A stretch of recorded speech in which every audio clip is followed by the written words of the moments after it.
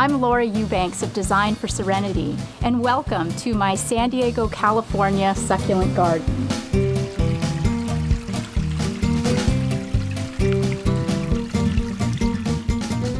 Sometimes I feel like gardening is a lot like housework. You get one area or one room cleaned and you turn around and another has gone to hell. And here's an example of that very thing. While I've been busy in the backyard making everything gorgeous, the front yard has run amok. We've got plants growing every which way. I have red apple running out into the sidewalk. I've got a synodenium that looks like Jack and the Beanstalk. I've got dormant aeoniums. This is a summer garden. It is August right now. So I thought it would be a great time to walk you through how to take care of our Southern California summer plants. The first thing to do when tackling an overgrown succulent garden is decide where to dig in first. I'm going to start with this red apple. Now, it has simply taken over. So I'm just simply going to take pieces or cuttings and clip it back. Then I will have all of these lovely starts to share with friends or to use in other presentations in the garden.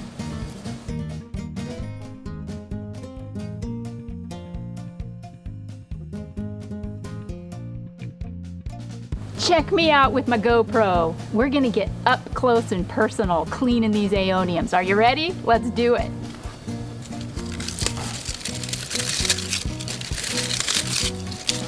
Now remember, aeoniums are summer dormant, so we don't want to be cutting these up. It's best to leave them rooted and in the ground and just clean all of this detritus, all of these awful dead leaves that are all over the undersides of the plant.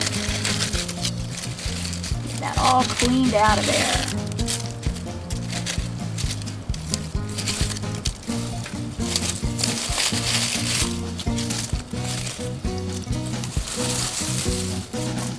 Now, as I was cleaning all the smooge out from underneath these aeoniums, I discovered ants.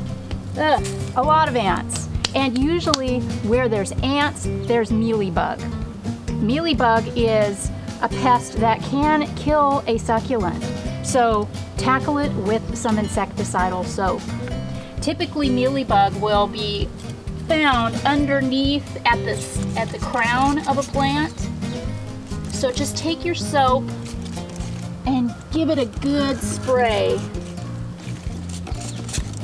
Get rid of those mealybug before they get rid of your aeoniums.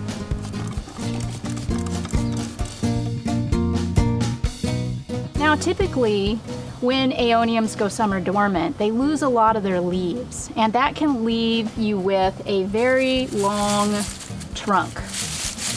This is embarrassing, but I need to show you. Look at this mess in here.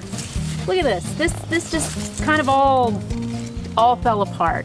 And you know, what are you gonna do? We can't leave it like this, but I just told you that aeoniums are summer dormant and we shouldn't really cut them and mess with them. But we have to, because this isn't happening. So here's what you do. Go ahead and cut your aeonium, leave about 1 inch of stem, and then prepare a flat with nice loamy soil. Make sure the soil's dry. Then I'm just going to tuck the little aeonium into the flat.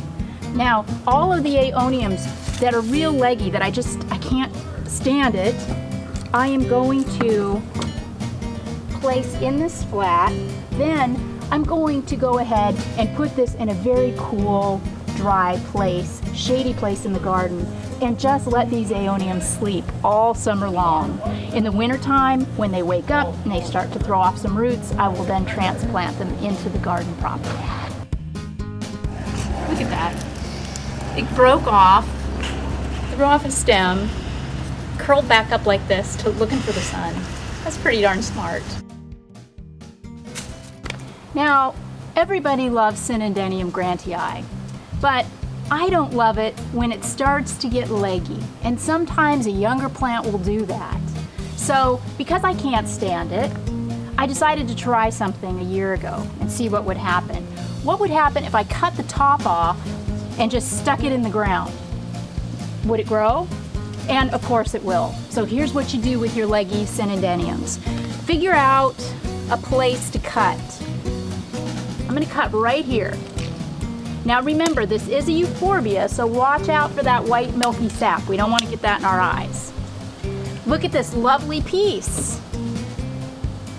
Look at this stem. I want to cover that up because what's going to happen is this synandenium is now going to branch out from beneath the cut and get nice and shrubby. But I want to conceal that trunk. So I'm going to dig a hole. What is it that I always say? If your succulent stands up, you've done your job.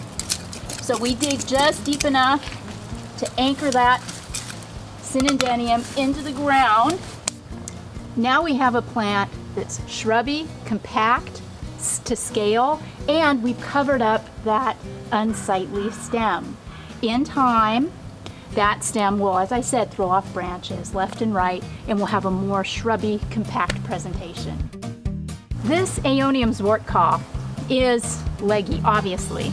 Maybe even some could construe it as being a little unsightly. But because it is summer and nobody goes dormant like Zwartkopf, I've decided to leave it the way it is. Now in the wintertime, these florets are going to open up, they're going to be bigger, and that's the time, if you want, that you can pull it out of the ground, cut up the stems, and reset them into the ground. To show you what I'm talking about, this Zwartkopf, which is still looking quite lively, but is a bit leggy, I'm going to put to bed for the summer. So I'm going to pull it out of the ground. Again, I'm going to cut that stem, and then I'm going to put this aeonium in that flat to rest in the shade over the summertime, and we will replant it in the winter.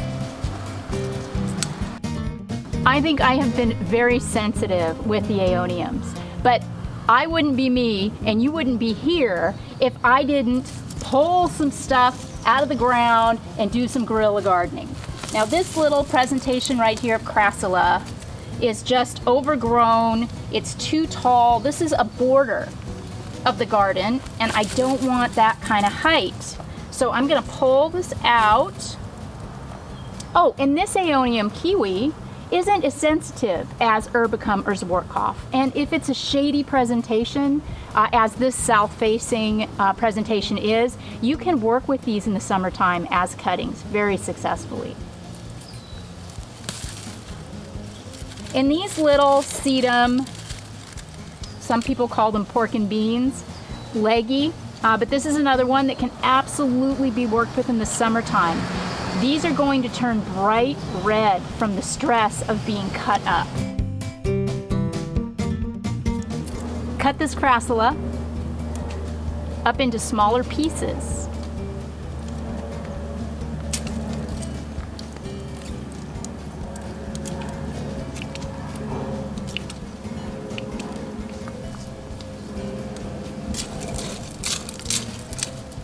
And then simply take the pieces and reset them into the garden.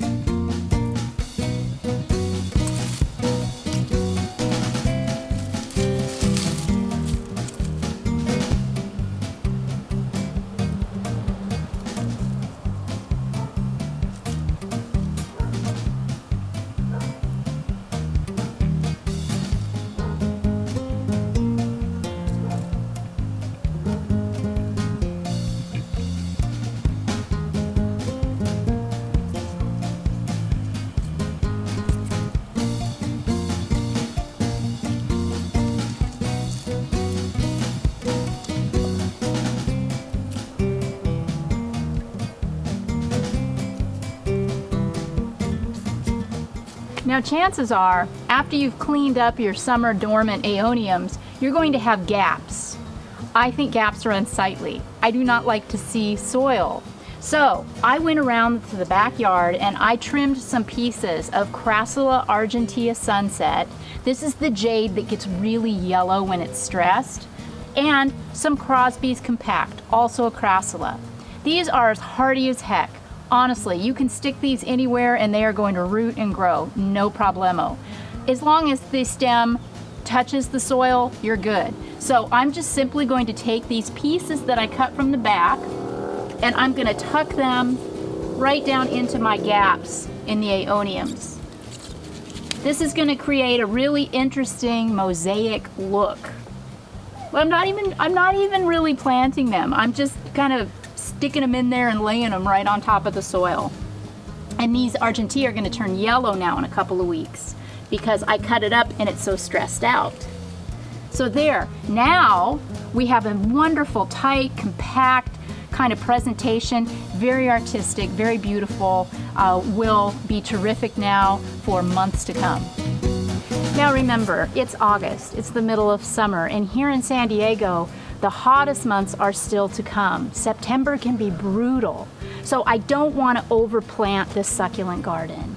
Basically what I want is just to house these plants and keep them going through those hot, hot summer months. But that doesn't mean that it can't be gorgeous and we can't jazz it up. This is where your rock and pebble comes in. I found these wonderful cinders, and they're, you know, that wonderful rust color. So I'm just gonna pop them in as a ribbon throughout the garden here, and that's going to bring more interest. See, we can have drama in the succulent garden without necessarily having to plant a lot of plants. The drama can come from the accoutrement, if you will. And in this case, the accoutrement is rocks. Beautiful, beautiful rocks.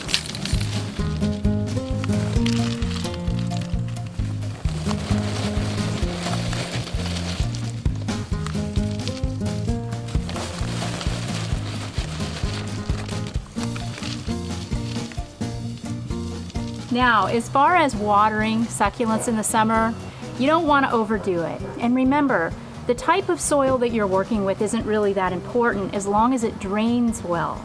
And that succulents will take in moisture through their leaves as well as their roots. So the best time to water is either late at night or early in the morning.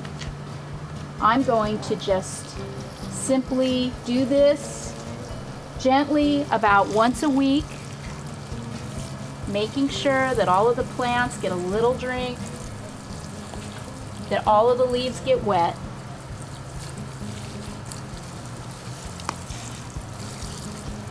Just like when you have a clean house, a refurbished succulent bed is the greatest feeling in the world. Thank you so much for visiting me today in my garden. Again, I'm Laura Eubanks from Design for Serenity. And if you haven't, wait, what is it? What is it? Subscribe. Subscribe, yeah. Okay. I'm Laura Eubanks from Design for Serenity. And if you haven't subscribed to my YouTube channel yet, make sure you do.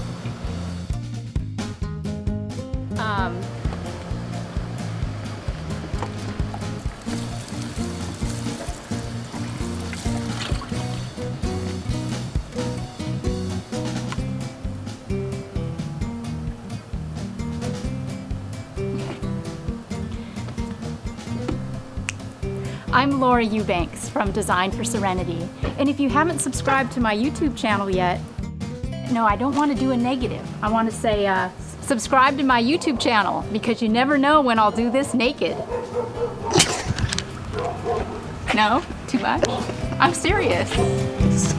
That actually might be funny. I think it's great. To end it like that. Yeah, let's do it. Let's do it. Like that.